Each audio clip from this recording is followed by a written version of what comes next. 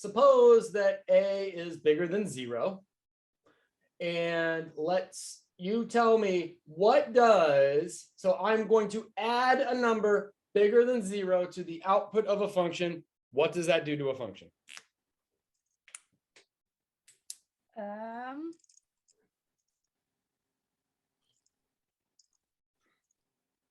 That makes it shift up. Shift up, exactly. It does not change the shape of the function at all, right? It just takes the exact picture that you have and moves it up by a units. Subtracting from the output of a function does what? Shifts down. Shifts down. Okay, here we go.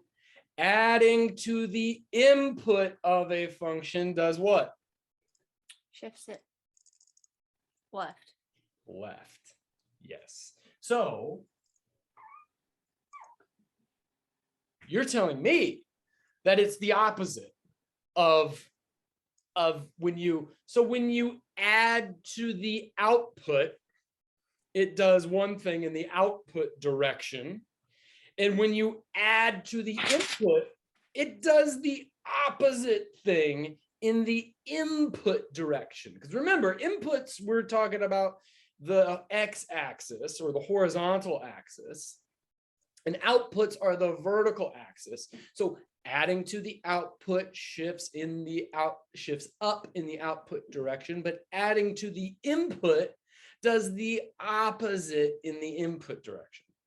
Okay, that's what you just told me. That's what I heard you say, but I put it in Justin speak, which is, like 2 minutes too long.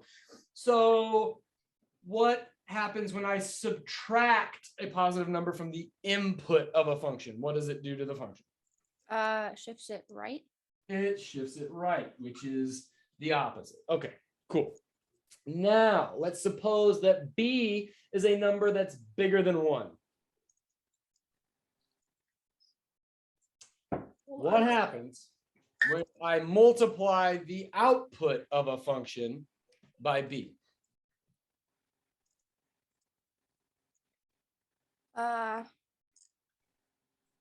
Sorry, I was writing things down. No problem. No problem. It stretches it vertically.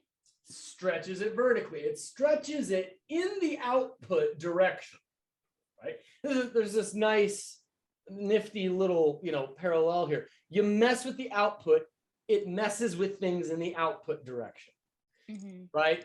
Okay, that makes sense. Now, I just wrote 1 over b. It doesn't need to be shown as 1 divided by a number. It could be anything. But if b is bigger than 1, then 1 over b is less than 1. Right? I mean, I could prove that for you if you'd like, but I think that's pretty obvious, right? So what happens? So this is just my way of saying you take the output of a function and multiply it by a number that's less than 1. What does that do? Compresses it vertically. It compresses it vertically, compresses it in the vertical direction. Okay. So this is all review. This is stuff we have that's terrible. This is all stuff we have covered. Now, here's what we haven't covered, and you're going to have to guess here. What happens when I multiply the input of a function by a number that's bigger than 1? Take a guess. There's no wrong answers here. Well, there's only one right answer, but just take a guess. So what now?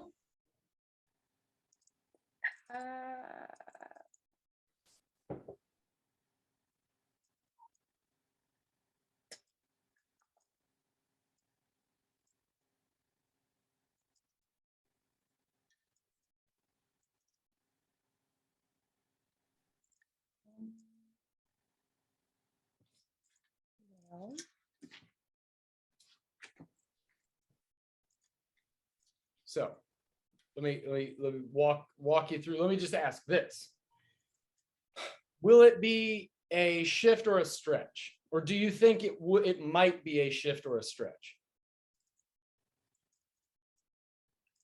I think it would be a shift. A shift? No, a stretch. It's going to be a stretch.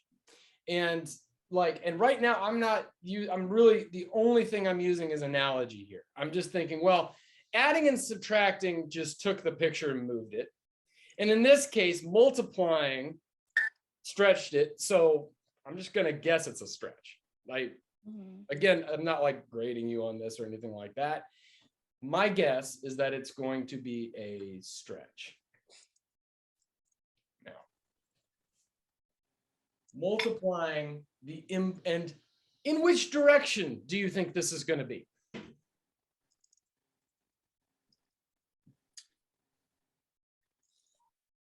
In other words, is it going to be in the output direction or the input direction? In the input direction. In the input direction, right? We're multiplying, and this makes sense. I'm just reasoning kind of by analogy here. It's like you mess with the output, it changes things in the output direction. You mess with the input, changes things in the input direction.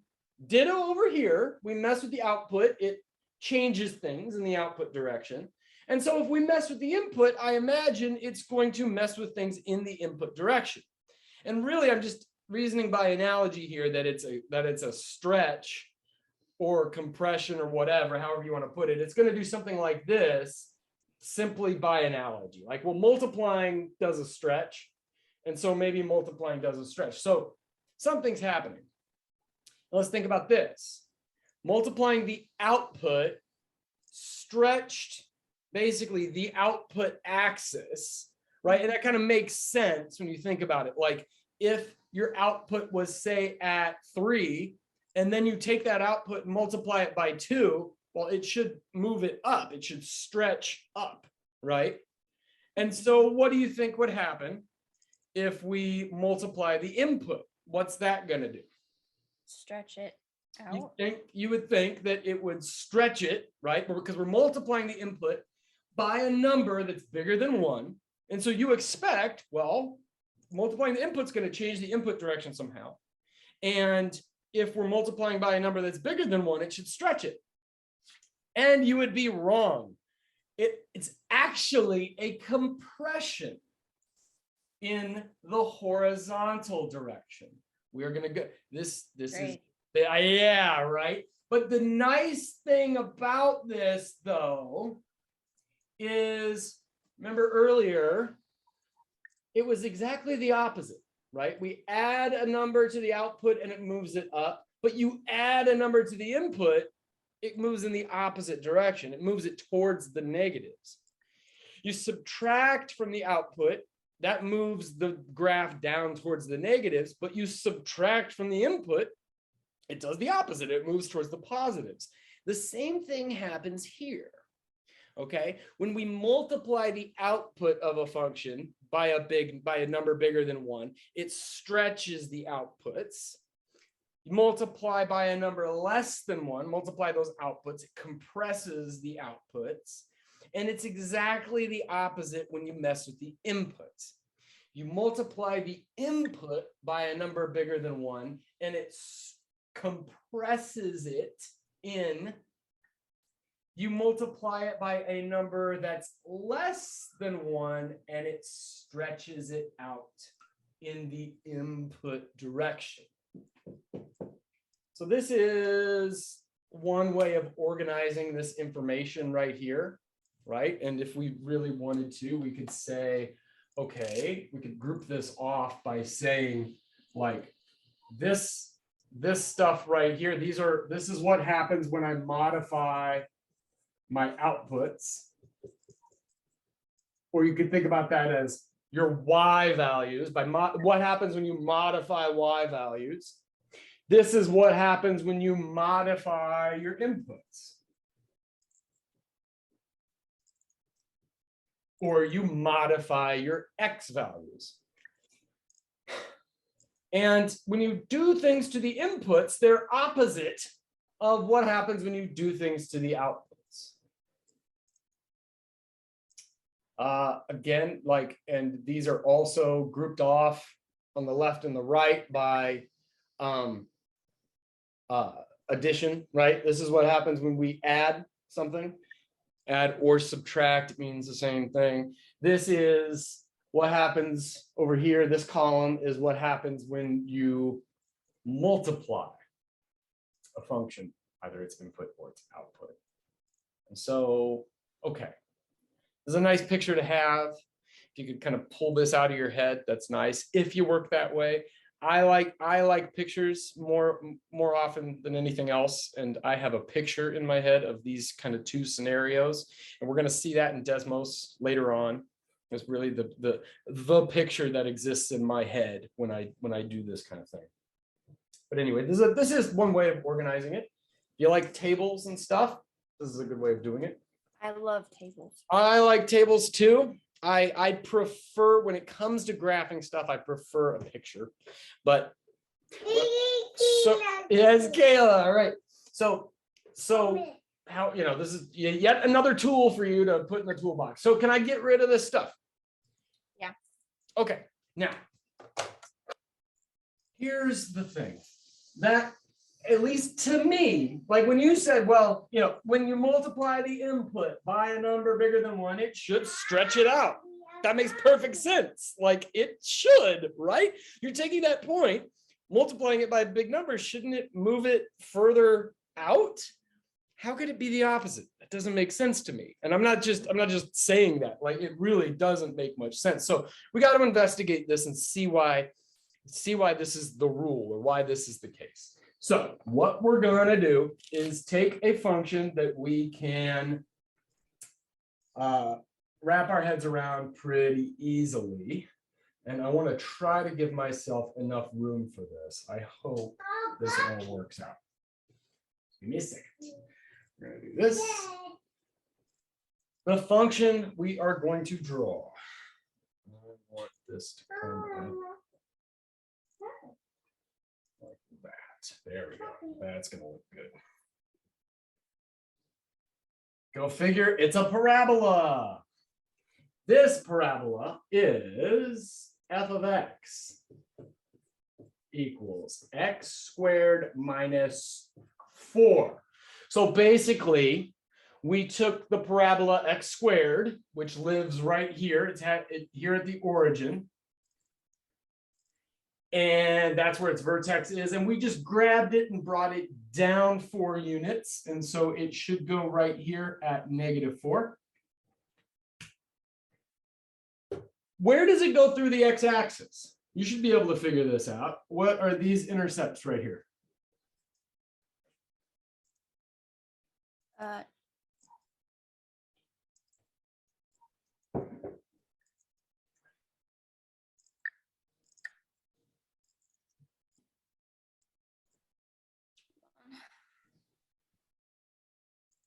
I supposed to be writing all this down?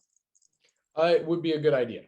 Okay, sorry. It would be. I don't usually know like which ones I'm supposed to write and which ones I'm not. Yeah, I'll try to, thanks for telling me that. I will try to, let's say it this way. Write down every single thing I write down unless I say you don't need to write this down. Okay. That will be the running rule, and I will try to remember as best I can to tell you when you don't need to write something down. But let's go ahead and roll with this.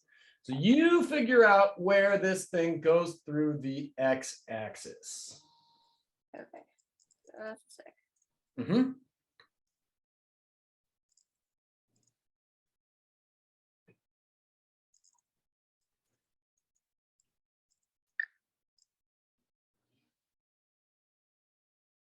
Perfect. Right there.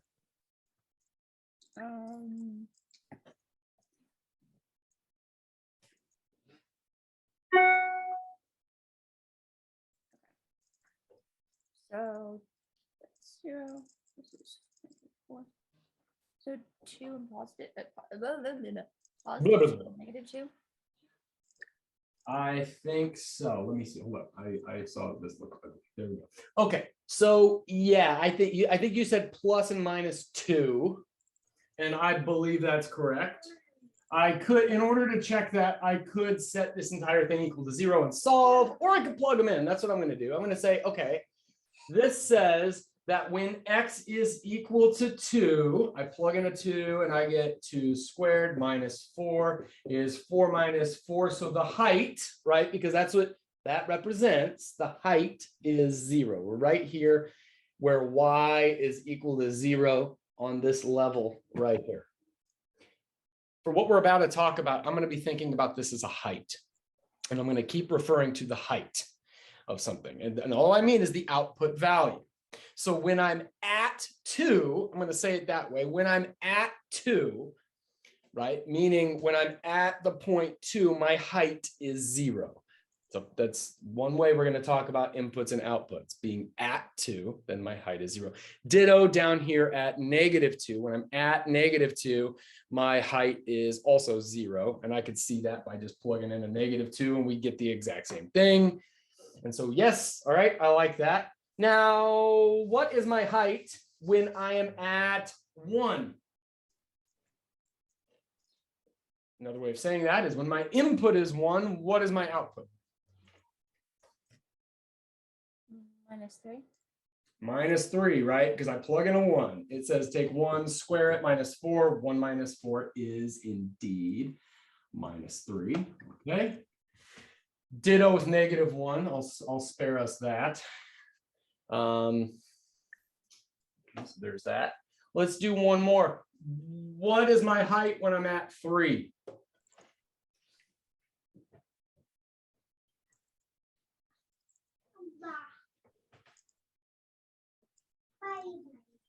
Uh, 3, 6, 1, 2. No. Wait, hold on. 3, 9, 5. There we go. Yeah, because when I am at 3, this thing, which tells me how high to go, like that's what it's just a rule which tells me how high I need to be.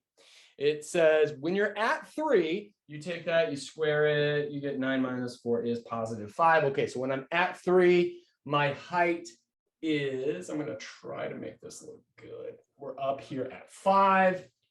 Ditto with -3. This thing is symmetric. We're also right there. Okay. All right. Now, what we want to investigate is what happens when we multiply the input by something. And before we do that, I'm gonna use my stick figures because I love my stick figures. I want to think about this thing as though what this is I am running along here. I start at 0. In other words, when I start running, I'm kind of, and if you see this, I'm at the bottom of a hill, right? And I'm at the bottom of the hill and I'm going to be running at a certain speed or speeds or whatever, just up the hill. And what I'm going to do is when I'm at the bottom of the hill, I'm going to start my stopwatch. And so my time is 0 there at the bottom of the hill. So we could think about the x-axis as kind of how long it takes until I get somewhere. And so we could say, okay, you start your stopwatch and you start running. Then after 1 second, I would say that my height, right? After 1 second, then I've run up the hill and now my height is -3. After 2 seconds, right? I've been running and I am now here at 0. So, this, I guess this is sea level and I'm in a valley or whatever, right? And so I start my stopwatch. After 1 second, I'm up here at -3. After 2 seconds, I'm here at 0. After 3 seconds, what's my height?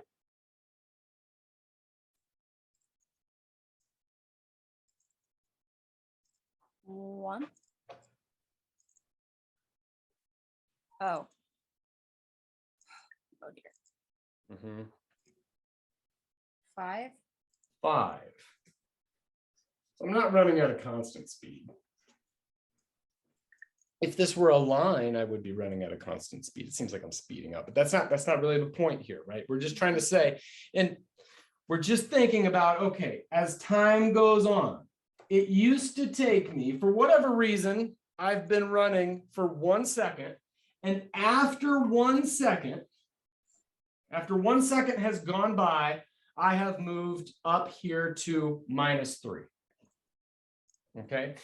And I start running, and after a total of 2 seconds have gone by, I end up at 0. That's what this thing kind of tells me where I am after a certain amount of time. This is the rule which says that. This rule says, well, if you started running here after 3 seconds, you would have ended up here at 5, right there. Does that make sense? That's all we're saying. I know it doesn't make sense, but can you get what I'm saying here? Okay, okay. So this is one way of thinking about a function. A function basically tells you, it's like I took a stroll somewhere, up or down a hill, or up and down many hills. And this just kind of is a record of how long it took you to get to what place. It says, well, if you've been running for 1 second, then you ended up at -3. If you were running for a total of 2 seconds, then you would have ended up here at 2. This function says that if you ran for 3 seconds, you would have ended up here at 5. And it's basically just a record of where to run, where you need to go at whatever time. Now, let's do this. We have a new function, g of x. And it equals, it's a new rule, but it uses the old rule. It says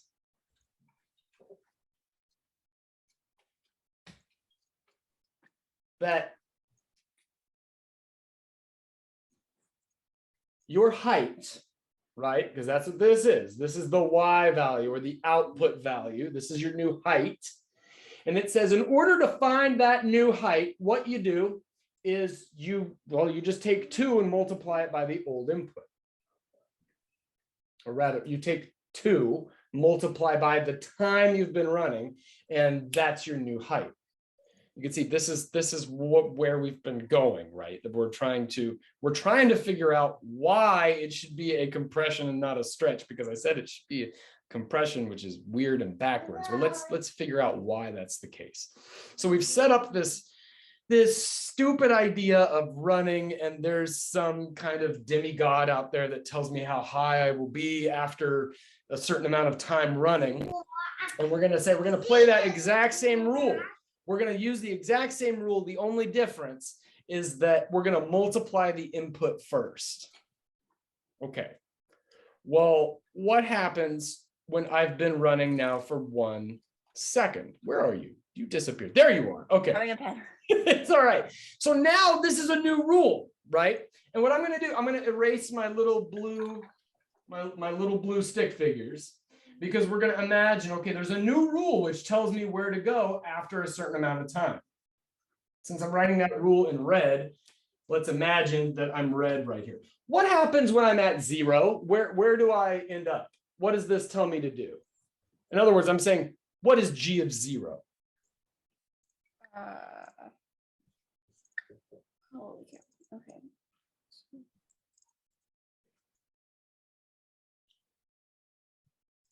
Sorry, I had to redraw my graph because it was confusing me because it was terribly drawn and didn't make sense. Okay, that's cool.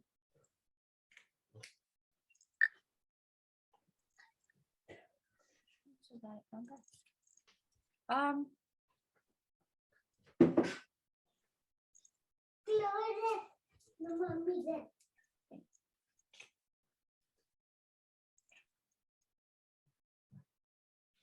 Well, isn't it just 0? Yes, it is. Well, what's the output value?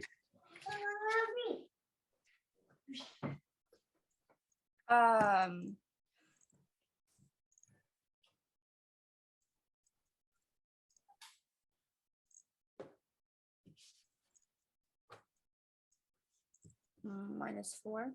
Yes. So let's see that, right? all this does, this function g says, well, you just take whatever input you have and multiply it by 2. You do that first. So you said isn't it just 0? Yes, it's 0. But that's the value that we throw into this function. And so f says you take whatever that input is. And so, okay, it's 0 squared minus 4.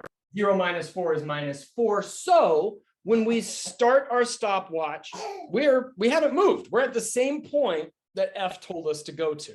We're still at minus 4 right here. So we end up starting at the same place at the same time. In other words, we haven't moved right or left. This isn't like a shift, right, where we subtracted from the input and we had to move right or left. We actually end up here at 0 at the exact same point. Nothing has changed. Okay, now let's say I've been running for 1 second. Okay, so in other words, we have been running for 1 second. So we're at x equals 1. Now what's my output? So when the input to g is 1, then what do we have here? F of what?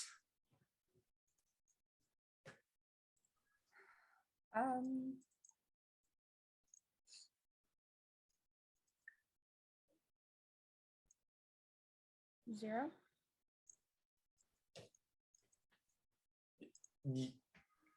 The output? Yeah, like yes, ultimately that's what's happening, right? But let's follow this through. G of 1 goes in here and it says you take 2 times 1. So that's f of 2, right? And f of 2 is 2 squared minus 4, which I think that's what you were saying, that the output finally is 0. Yeah. Yeah. Okay, good. You're jumping ahead, which is good. Like that. Oh, That's I cool. I'm sorry. Don't let it. Yeah. You're right. Yes. I think the first question I asked is, if you plug in a 1, where are you at? Which is what you said. So okay. So now look at what's happening.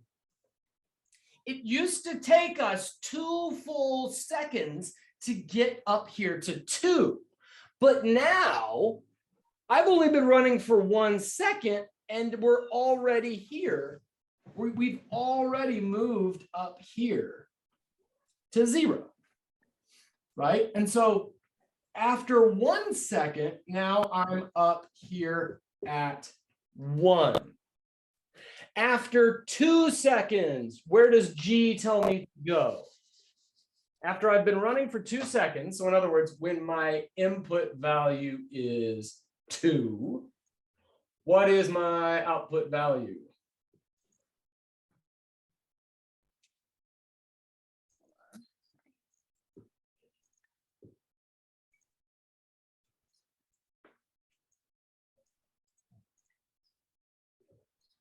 G of x is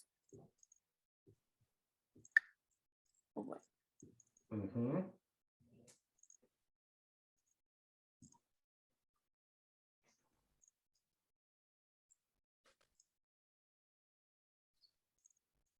Hold on, when it's G of what? G of 2. So we've been running for 2 seconds. We want to find out what's my new output now. 4, 16, 12.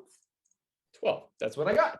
Because I said, okay, G of 2 means we're going to put 2 in as an input to here. So that's 2 times 2, which is the same as f of 4. It's like I've only been running for 2 seconds, but it's as though in the last case, I had to run for a total of 4 seconds before we ever got to there. But anyway, I plug in the 4.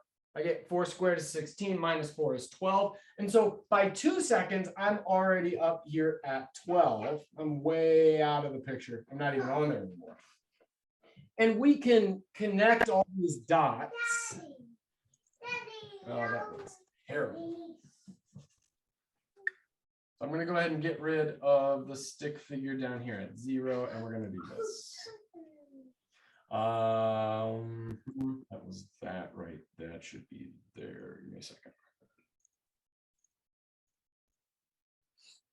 Okay, so that's what that guy looks like. Now, real quick. So it's like, think about it. What this is doing is it's saying everything that you're gonna do on F, right? Because F tells you how high to go after however much time. This says you're gonna get there twice as fast, right? So, like for instance, it used to be the case that that it took me 1 full second to get all the way up to here. I'm sorry. It used to be the case that it took 2 full seconds to get from -4 all the way up here to 0. But now we're saying, well, we're going to go twice as fast now, right? We're basically speeding up by a factor of 2 here. So instead of having to wait the full 2 seconds, I only have to wait 1 second or half that time before G tells me that I'm going to be at that height. It used to be the case that it took 1 full second. What was my output when the original F? What was my output when my input was 1?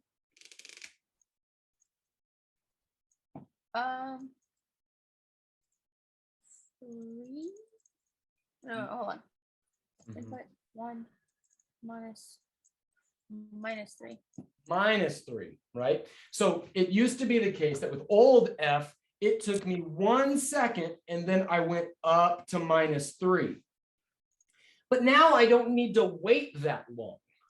As a matter of fact, let's just look at this. I could say, well, it should take me half the amount of time. So let's just see what happens when I plug in a G of 1/2. So now I've only been running for half a second. We plug in G of 1/2, you tell me what we get out. Oh boy.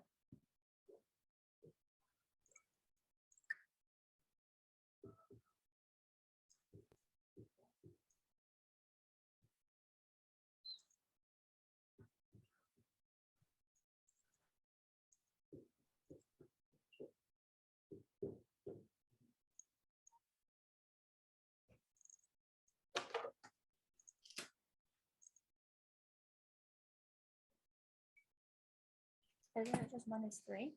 It is just -3. It's exactly -3 because this says, okay, now I'm using the rule G.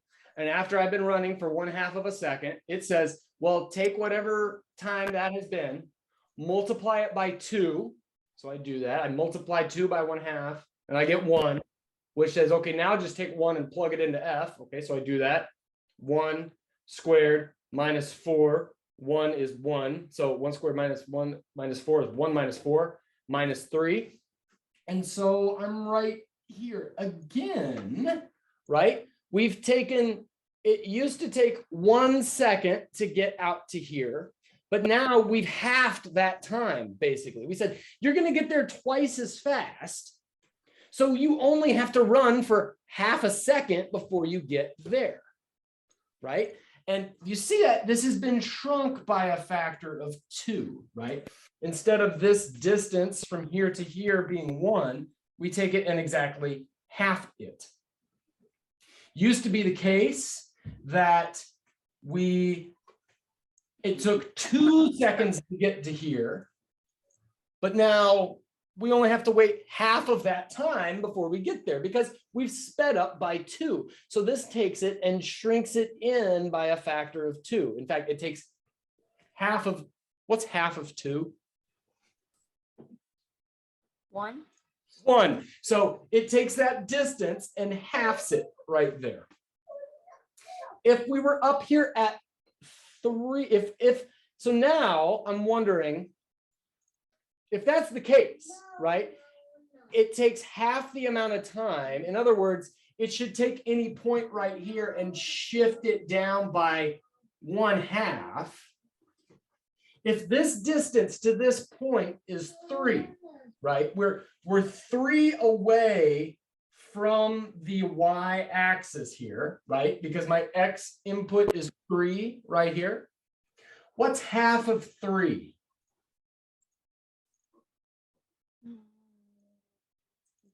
3/2. 3. I like that. That's how I would say. I would say 3/2. I'm not gonna use my brain. I'm just gonna say, well, it should be 3/2, right? You take half of 3 and you should be right here at the point 3/2. So let's see if that's the case. Let's check this. Because what we're saying is like you're doubling the speed, so it's going to take half the time to get there. You're halving the distance in the x direction. You're pushing all of these points back by a factor of 2 or by 1/2. And so let's check. Let's do, what is g of 3/2?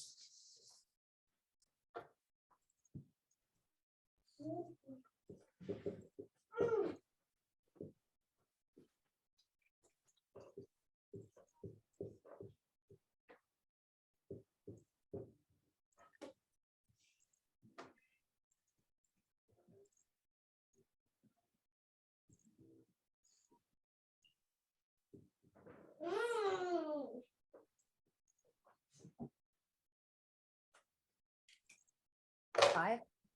It is 5. The height didn't change, right? And so I'm going to check it, right? I plug in 3/2. I multiply, and so then it says, well, whatever you plug in, you multiply that by 2. So I take 3/2, multiply it by 2, that kills the 2, and I'm left with a 3. So this says just compute f of 3. So I do that, and I square 3.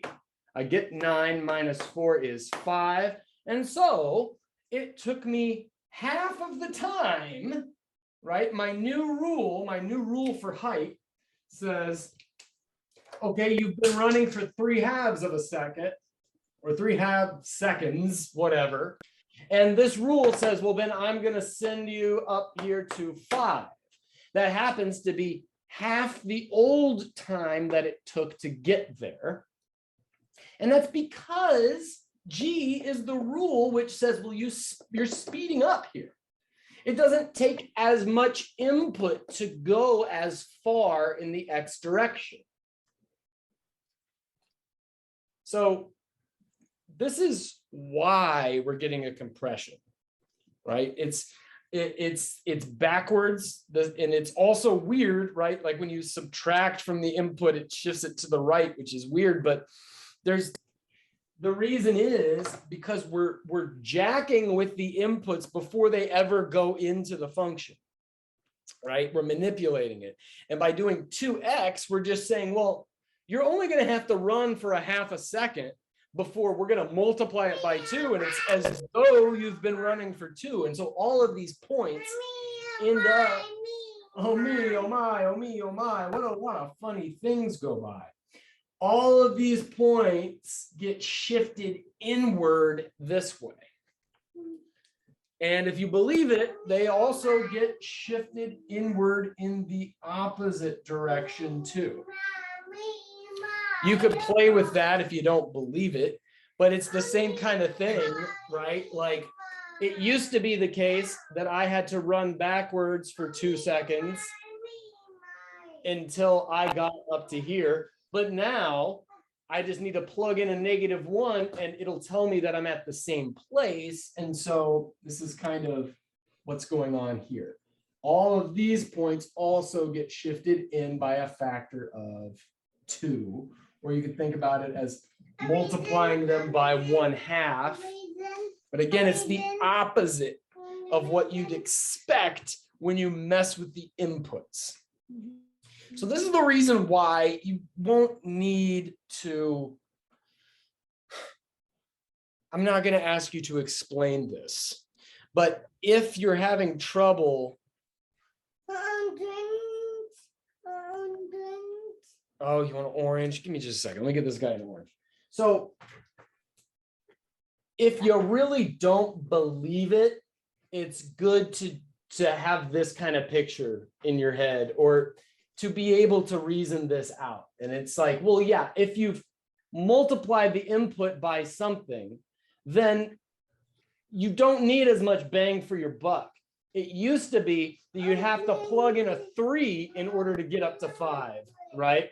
With the original f. It's like, how can I possibly get all the way up to 5? Well, you're going to have to plug in a 3 in order to do that. But now this is saying, well, you don't need to go that far because we're going to take whatever your input is and actually multiply it by 2. So you're going to get there twice as fast, right? You don't have to wait as long until the input into F is a bigger number. Here's your orange, buddy.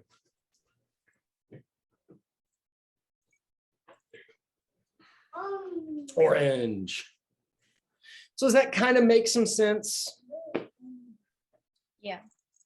Okay, so that's what this is about. We could play the same game where we go in the opposite direction. So we're not going to spend as much time on this, but let's just do a quick example. And we're going to say, okay, what about, let's do the opposite of that. Let's say instead of multiplying by 2, let's say I divide by 2. Or in other words, multiply by 1/2. So this is the other scenario that we had up on the board before, right? We want to know what happens when we multiply by a number that's bigger than 1. What does that do to the graph? We also want to know what happens when we multiply by a number that's less than 1. What is that going to do to the graph? Well, this is kind of like it's exactly the opposite. This is like making our time run even longer. It used to be the case that after I had been running for 1 second, I would plug in a 1 and I would get out a 3. I'm sorry, a -3. But this says that when you've been going for 1 second, you're only here at 1/2. So f of 1/2. Let's do a better one. Let's say, what is h of 2? Well, h of 2, that says you take 1/2 of whatever your input is. And so that would be 1/2 of 2 is 1. F of 1 is 1 squared minus 4, which is -3. So now with h, after I've been running for a total of 2 seconds, I finally get up here to -3. And so I'm up here at -3 after 2 seconds. Mm-hmm. Now, it used to be the case that after 3 seconds had gone by, I would be up here at 5. But now, after 3 seconds goes by, H says, no, you haven't gone that far yet. You've only gone half that time. It says you take 1/2 of that value. And so we're making our time run slower. And so we have f of 3/2. Oh, this is going to be ugly. F of 3/2 is 3/2 squared minus 4, which is 9/4 minus 16. No. Quarters? Yeah, I guess. And so we're not even up to there yet, right? We're not even at the x-axis yet by the time we get there.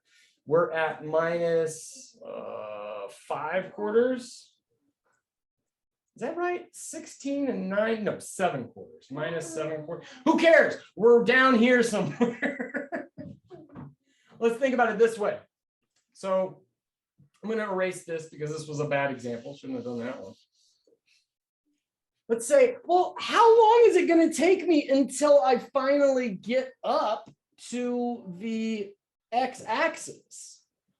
Well, it used to be the case that I'd have to plug in a 2 in order to be up here at 0. And yes, that's the case with f, right?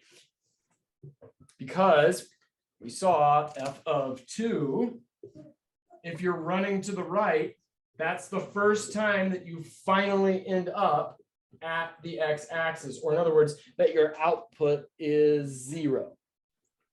And so now it's like, well, what would I have to plug in so that that quantity right there turns into a 2? And I'd say, because what I'm looking for here is f of 2. That's what I want. So then what number do I need to plug in for x to get that quantity right there to turn into a 2?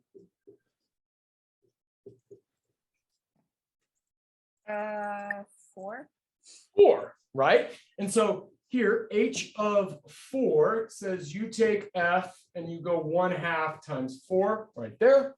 1/2 times 4 is indeed 2. And so f of 2 is 2 squared minus 4, which is 4 minus 4, which is 0. So finally, after we've been running for 4 seconds, we finally end up here at 0 after 4 seconds. And you could see this is doing the opposite of what we just did. We've slowed down time, right? We've made our clock run slower, so it takes a longer time until we get out to our old points. And what this looks like graphically is that all of these points have been stretched by a factor of 2. When our old distance was 2 away from the y-axis, we take that 2, multiply it by 2, and it goes out to 4. It used to be that when we were here at -3, or when our output was -3, we were at 1. Well, now we take that, multiply it by 2, and we go out to 2 right there. You know, we could play this same game right here. We could say, okay, well then when it's 5, right? When our height is 5, that took a total of 3 seconds. With this guy, it's going to take twice as long. What's 2 times 3? 6. 6. So this is just my conjecture here. Get this out of the way. I'm willing to guess that since my original function, it took 3 seconds to get up to here, that the next time I get up to there, it should take me, well, double that time. 3 should go out here to 6. And let's see if that's the case. I want to check that. My conjecture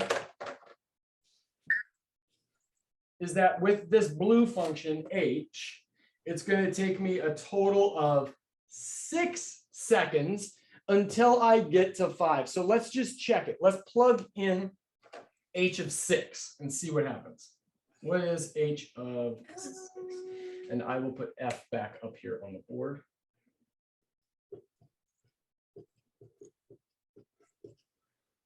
So you do that and tell me what you get.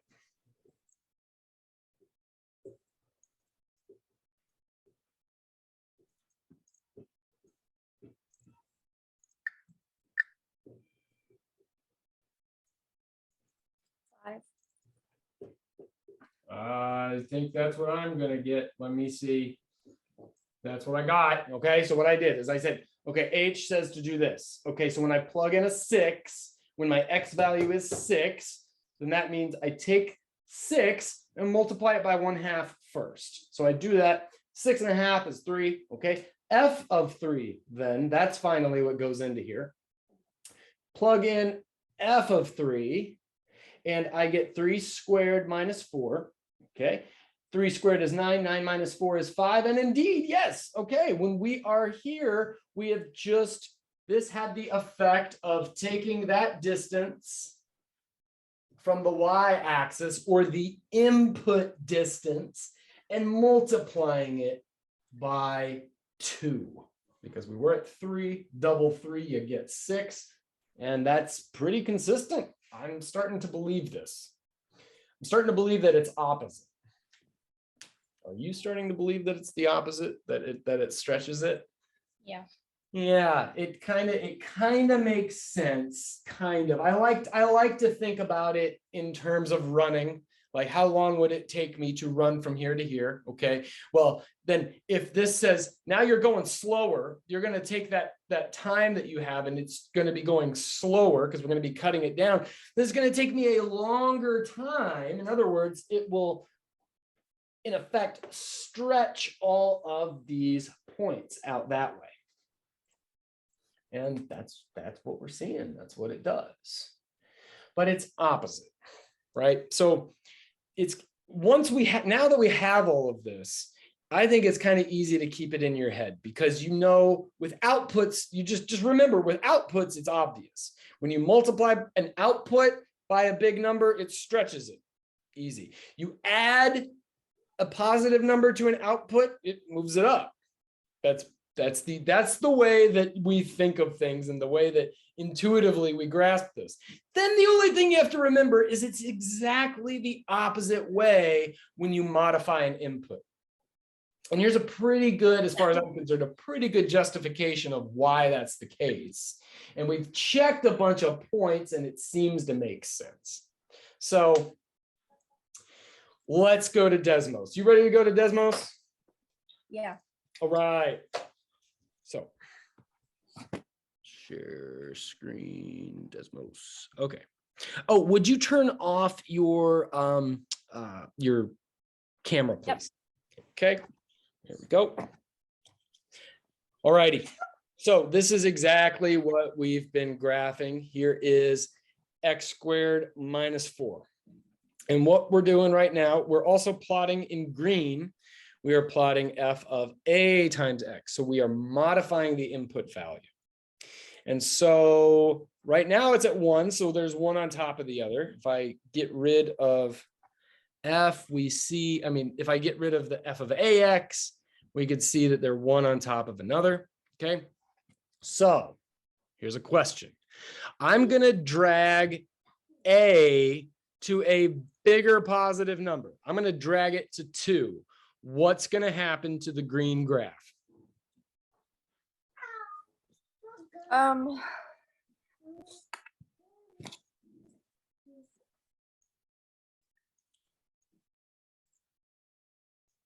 It should.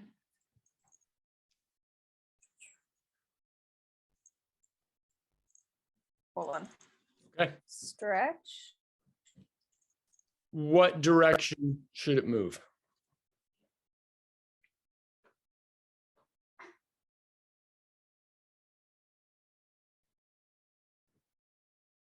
So up or down or left or right?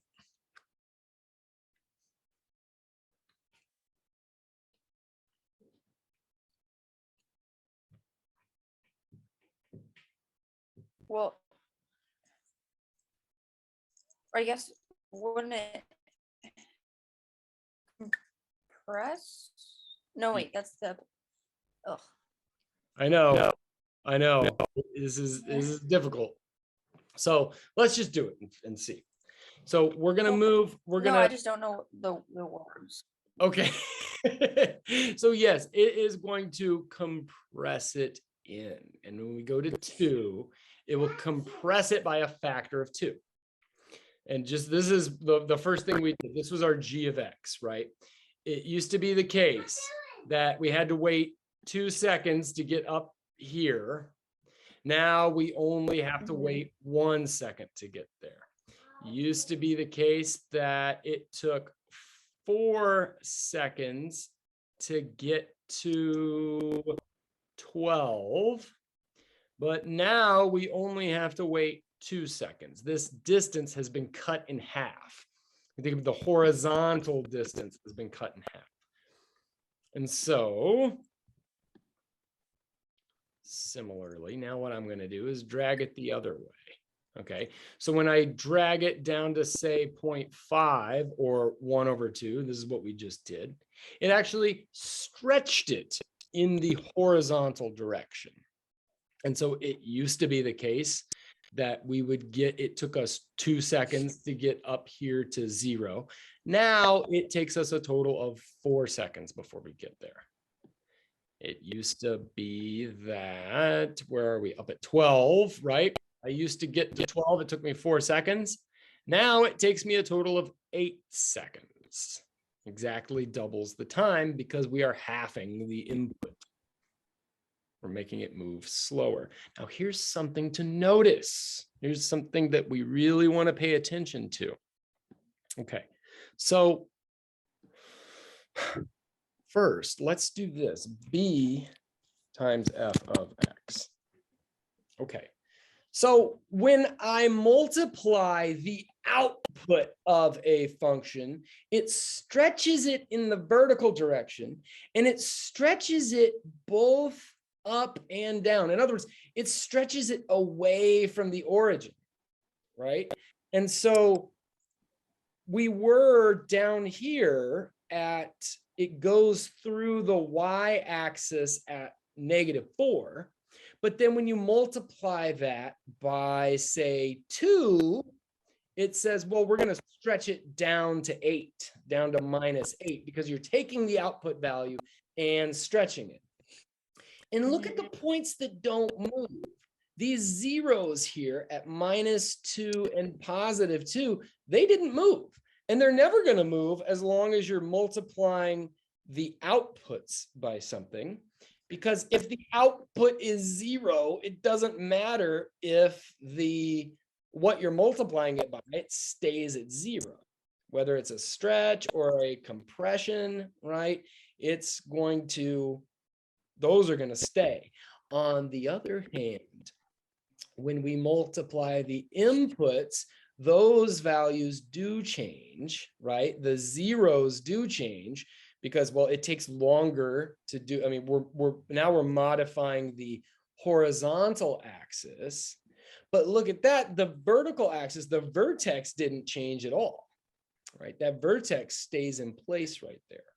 So that's something to keep in mind here when we start messing with these guys, is that in the same way that when we modify the outputs, in other words, when we modify the vertical axis, then the vertical axis, things get stretched with respect to the, or rather, they get stretched away from the horizontal axis, right? So let me be very clear here. When I multiply the outputs of f, then everything that's not on the x-axis is going to get stretched away from the x-axis. When I multiply f by a smaller number, then everything that is not on the x-axis gets pushed towards the x-axis. Now, when I go and modify the inputs, everything that's not on the y-axis either gets pushed towards the y-axis or gets pushed away from the y-axis, but the things that are on the y-axis do not change. So there's that nifty little symmetry we have right there. Or, you know, it's, yeah, there's that stuff. So that's what's going on with that. I'm just going to go ahead and say right now for your quiz, I'm not going to include I am not going to include multiplying the inputs by anything. Like the stuff that we just covered today, you will not have enough time to digest it and be tested on it. So we're on your quiz, we're only going to be worried about vertical and horizontal shifting and vertical stretching and compression. We are not gonna have you do horizontal stretching and compression, but just so you know, that will be really important stuff, especially when you go to take trig. But just want to wet your whistle here. That's what is going on here. Okay. So now let's do this. This is kind of the pictures I have in my head with all of this stuff. So I want to get a nice picture of what's going on. This, and if you'll notice, this is that first column that I wrote today. We have a function, a given function, and it's right there. It's a cubic. It is something raised to the third power. And we are going to look at 4 modifications of that function. We have f of x plus a, f of x minus a. So those should be shifts in what direction? These guys, the blue and the orange right here. Left and right. the blue and the orange are left and right? Oh wait, no. Those are up and down. Aha, up and down, right? Yes. Because I'm adding and subtracting to the output values. Output values are up and down. And so that should change up and down. Okay, now what about f of x minus a and f of x plus a? Those will be left and right. Those will be left and right. So here's the question. If I take the a slider and drag it to the right so that a gets bigger, the blue function should go which way? Up. Yes. And the purple function should go which way? Right. Yes. Okay, good. Now let's check. So you said blue should go up, purple should go left. I mean, yeah, purple should go right. And yes, that's what we're seeing right here. Okay, and this is kind of the picture I have in my head. And when I draw this out, like on a board, on piece of paper or something, I just have some kind of squiggle, right? And I recall that, so I would label the red one f of x, and then the one above it, I would write f of x plus a. The one below it, the orange one, I would write f of x minus a. Over there on the right, the purple one, I would call that f of x minus a. And the one on the left, the green one, I would label that as f of x plus a. And this is kind of the picture that I have in my head when I go to, well, that's just what I've committed to memory, I guess. Now, okay, moving on. The other picture, and this is where it gets really ugly. So let's take a look at this. Oh boy. So the first two should be pretty easy. We have exactly the same function. It's still f. F hasn't changed, but now we are going to be plotting a times f. So let's suppose that I am going to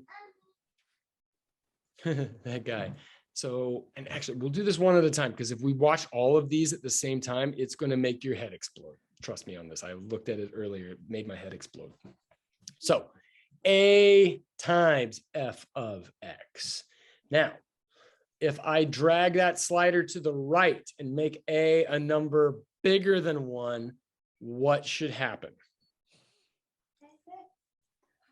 Here. It should compress horizontally. No, wait. We're messing with, so when we multiply f, Yikes. we are multiplying the outputs of the function.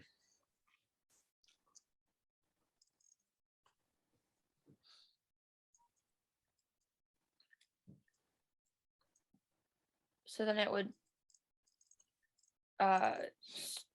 stretch, I think. It should stretch it. Now here's a real tricky one. Here at -1, the output is 3.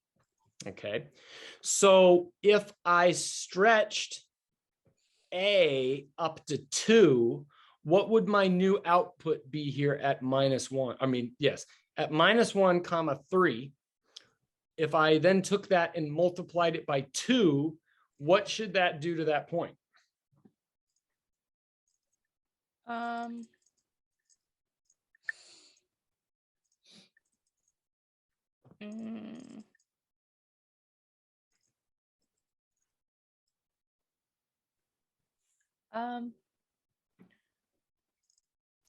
Oh boy.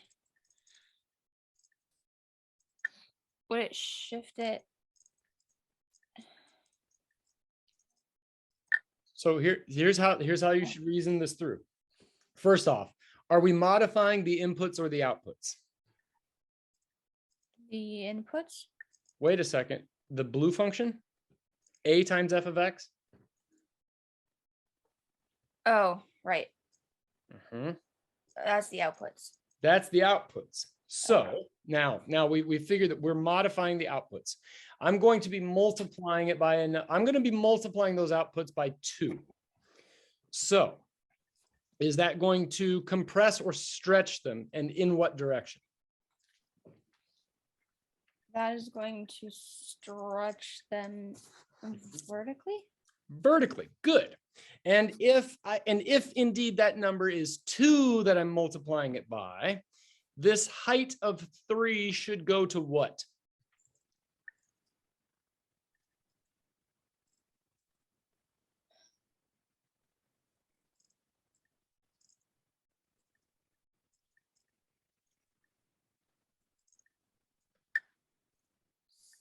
Six.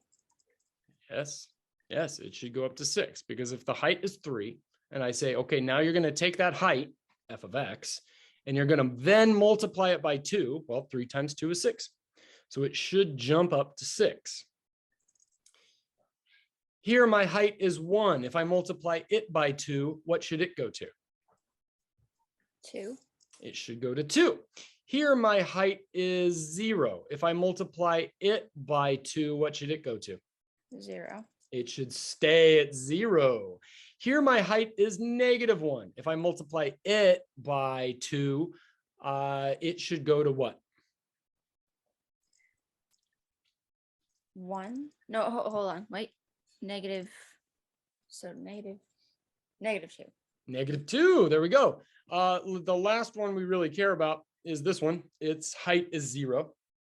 And so if we multiply the output of the function by 2, where does it go?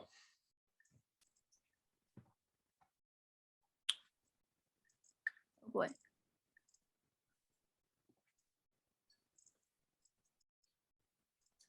Doesn't it just stay there? It does. Good, good. So let's check and see. I'm going to drag this guy out. And yet we're seeing it is a stretch. It is stretching until we get to 2.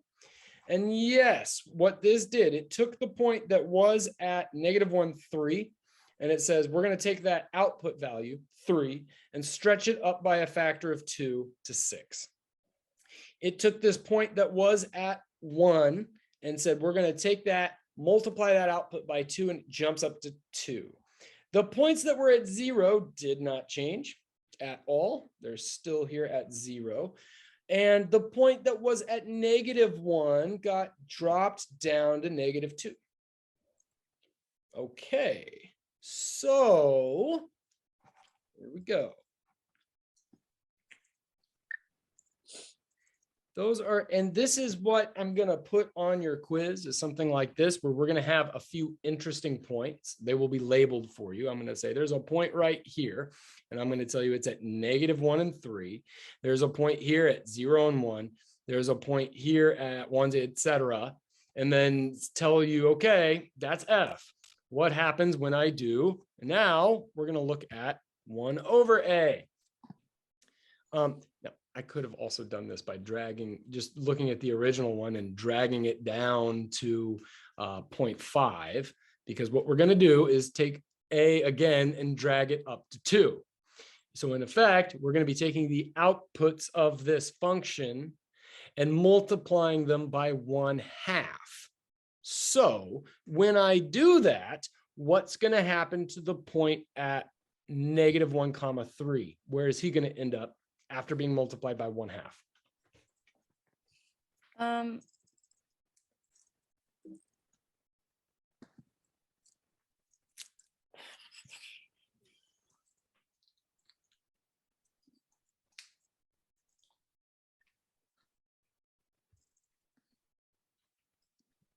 Are you modifying the inputs or the outputs? The outputs. And so the outputs are the heights. Right. And so you take the height and then multiply it by 1/2. What will the new height be? 3 over 2. 3 over 2. So it should drop it down to about here somewhere. Okay.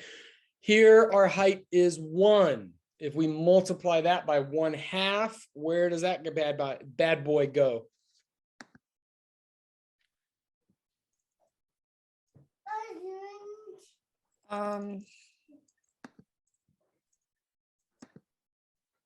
For 1/2, right?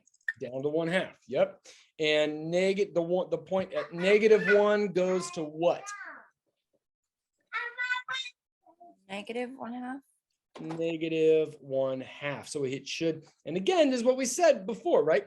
You take the outputs, multiply by a number less than 1, and it's going to compress that graph. That's what we should see. But now we're actually taking a few actual points and just kind of checking where they should be. You get down from there. You do not get up there. You stay down. This boy's going to kill himself, I swear. So here we go. We're going to drag this up to 2, which means that 1/a will be the same thing as multiplying all the outputs by 1/2. It should shrink everything by a factor of 2. And yep, that's what we're seeing. You were up here at 3. This said take half of that value, dropped them down to 1.5. We were at 1, it dropped it down to 0.5. We were at 0. Oh, we stayed at 0. Nice. Okay, we were at -1. It got halved and went up to -1/2. The point at 0 stayed at 0. Okay, so that's nice. Here we go.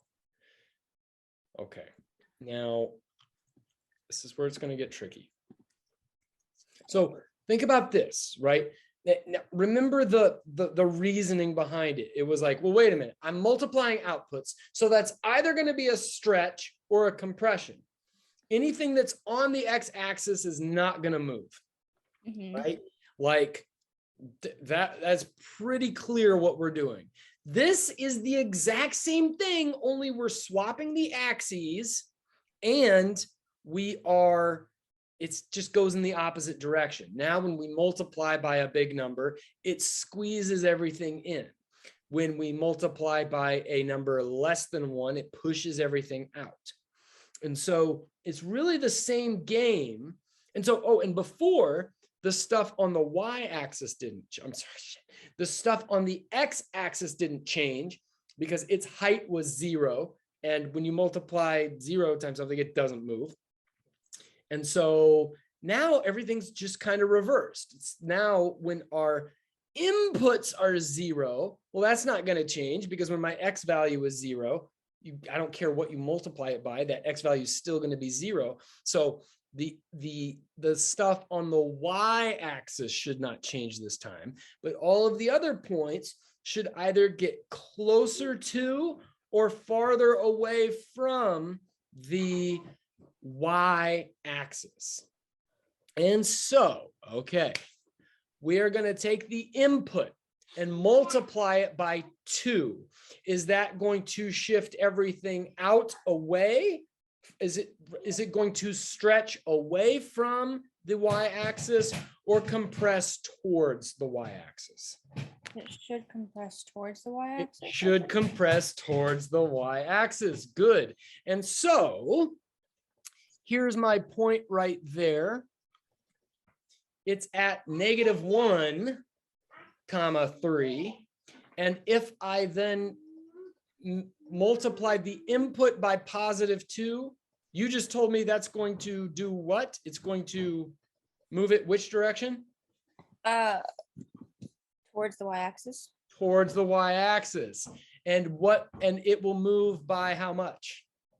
Or where will it end up?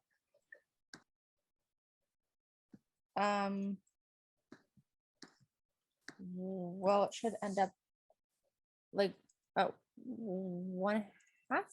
Yes, exactly, right? Because it's opposite, right? So it's like you multiply by 2. What that does to the distances is divide them by 2.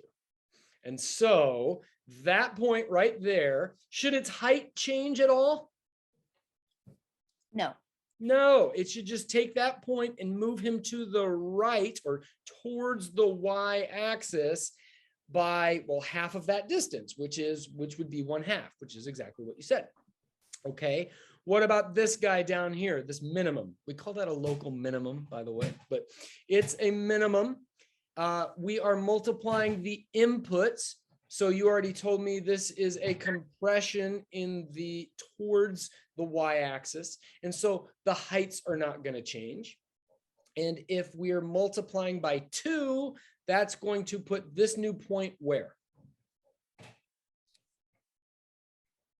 At -1/2. At,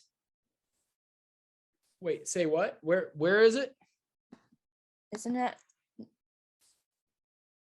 Well, first off, The hold on, height? let me just ask it this way. Is the height going to change? No. No. And so where does what X value should it go to? 1/2.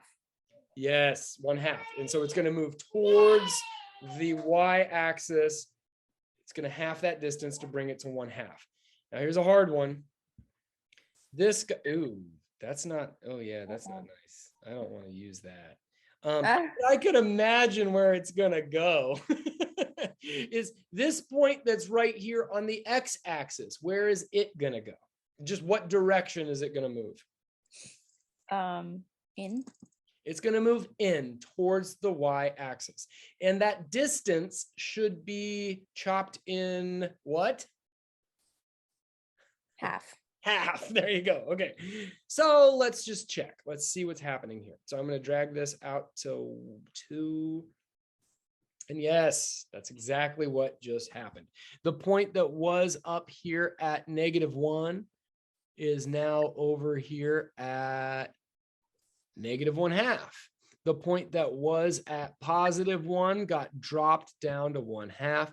This point, I'm just kind of eyeballing it. I could see like, yeah, that distance right there, 1.532, got about halved, 0.766. I guess that's half of 1.532, whatever. And so, yeah, that's the picture that we're getting. Okay, last one. I could just continue to drag that to the left, but I'm going to be really explicit here and say, okay, now we're going to do the same thing, but only we're going to divide by 2. Or in other words, we're going to multiply this guy by 1/2. Oh, joy. And so we're taking the input and we're multiplying it by a number smaller than 1. This should do what to the graph? It should stretch it In which direction? horizontally. Horizontally. So it should stretch all the points away from the Y axis. That's what we should see. And if I do it by a factor of 2, then I'm just, we're running out of time. And so I'm just going to say it should double all of those distances, right? Like Right. the thing that's right here, it was at 1, it should shift out to 2. The thing that's almost at -2 should shift out to almost -4. The thing that's down here at 1 should get doubled and go out to 2. And so let's see if that happens. Yep, everybody's shifting out. Oh, and notice what point didn't change, right? The point on the Y axis didn't change because as you modify the inputs, right, you're either stretching away from the Y or pushing towards the Y. Well, things that are on the Y aren't going to change. Same way that when you're multiplying the outputs, they either go up and down away from the x-axis or come in towards the x-axis. And so the points on the x-axis don't move. This is exactly the opposite. We're stretching away from the y. And so the things that are on the y actually stay fixed. And so to put all of this together is what I'm saying. This picture right here will break your brain if you look at this, right? But this is, we've gone through and seen all of these individually. And so this kind of makes some more sense, but this is what's happening, right? Like when we're modifying the outputs, and this is the big point here. When you modify the outputs, the X values, where it goes through the X axis, they don't change. And everything gets either stretched away or pushed towards that X axis. When we modify the inputs, then we're modifying the X axis. And so everything either gets pushed towards the Y axis or stretched away from the Y axis. Right. And so that's the big takeaway here. Okay, so let's finish up. I will give you your marching orders for the quiz on Friday. So.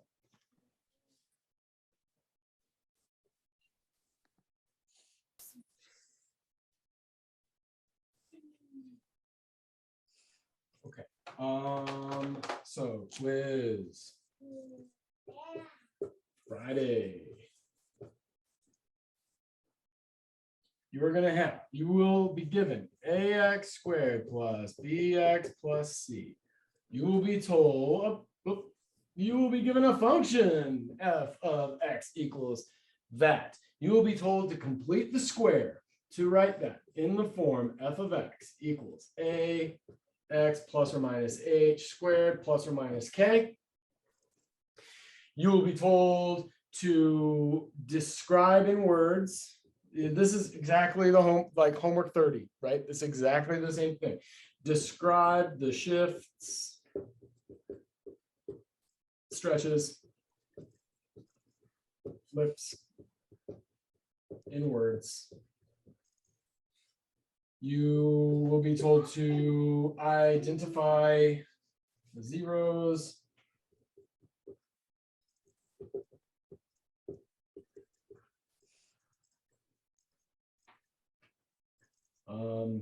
intercepts.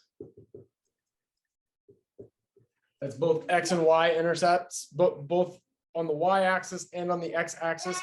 And if there aren't, this is why I say zeros / intercepts, because you've seen that when it's a complex, when the solutions are complex, they don't actually intercept the x-axis, but we still call them zeros. And so we'll want, and remember, that's a good way to identify if, hey, have I done everything right? Because if I'm getting complex valued outputs, if I'm getting imaginary outputs, and I've drawn my thing going through the x-axis, something ain't right here. I've either drawn my thing wrong or I've solved for the zeros the wrong way.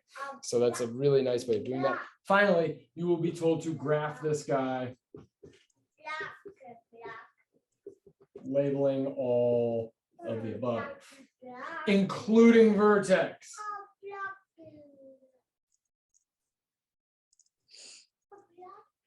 Including the vertex. Okay, that's going to be the bulk of the quiz.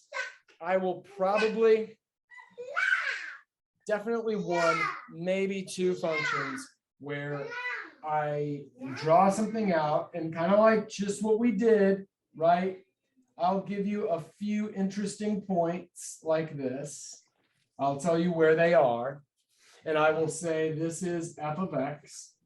I will tell you then, okay, then you will graph, say, 2 f of x minus 1.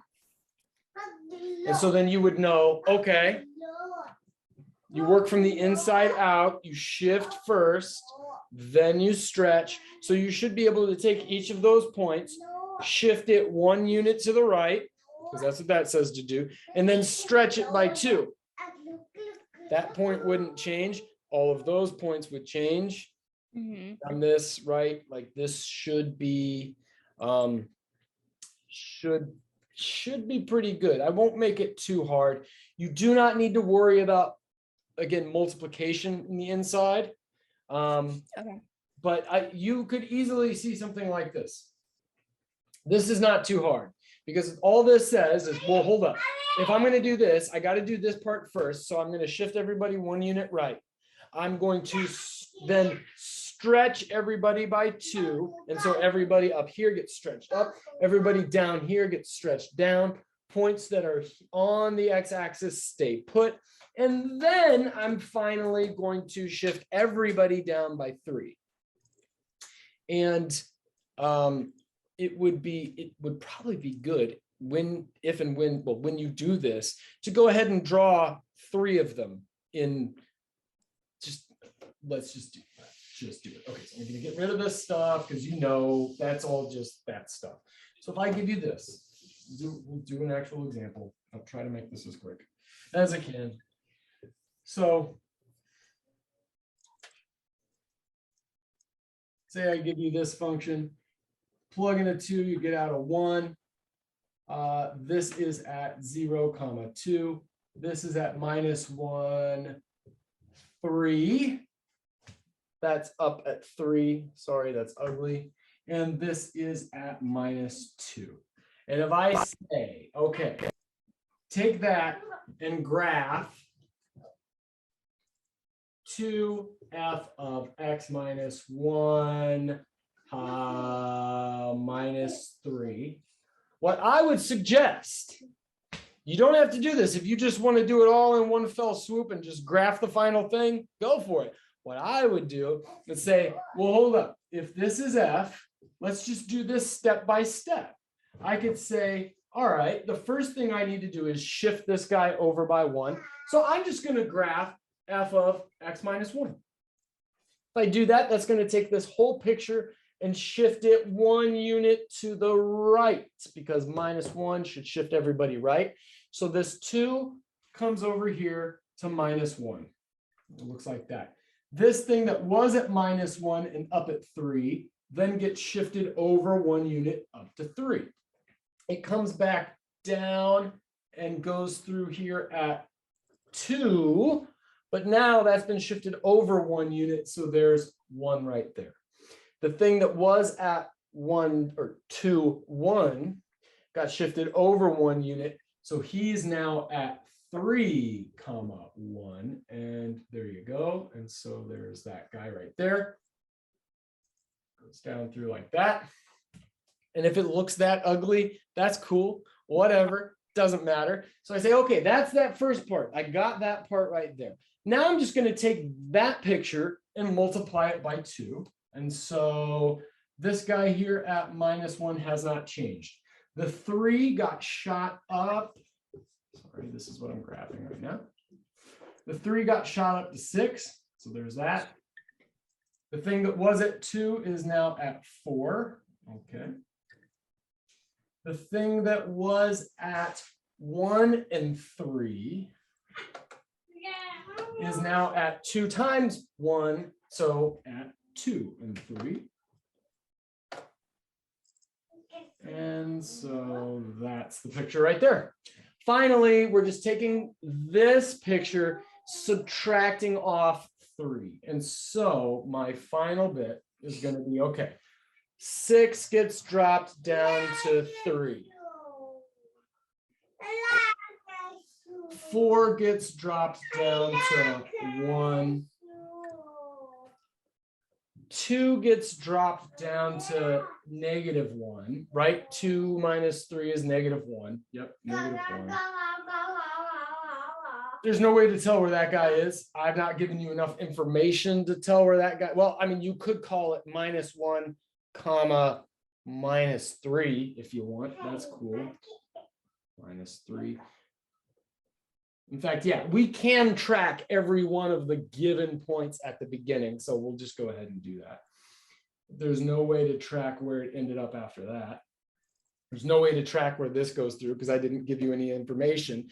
The point is, now finally we have graphed 2f of x minus 1 minus 3.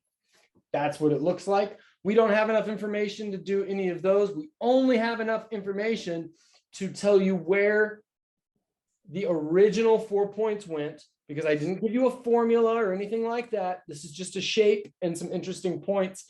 But every single one of them, remember what that says. It says take the point, shift it 1 to the left, multiply it by 2 in the height direction. Then you just bring it down by a factor of 3, or sorry, you bring it down by 3 units, and it should end up right there.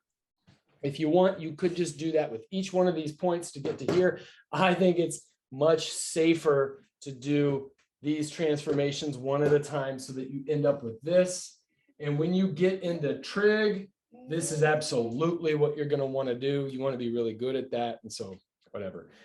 These won't be weighted as much as the other ones. So I know this is fast and furious, but it's good.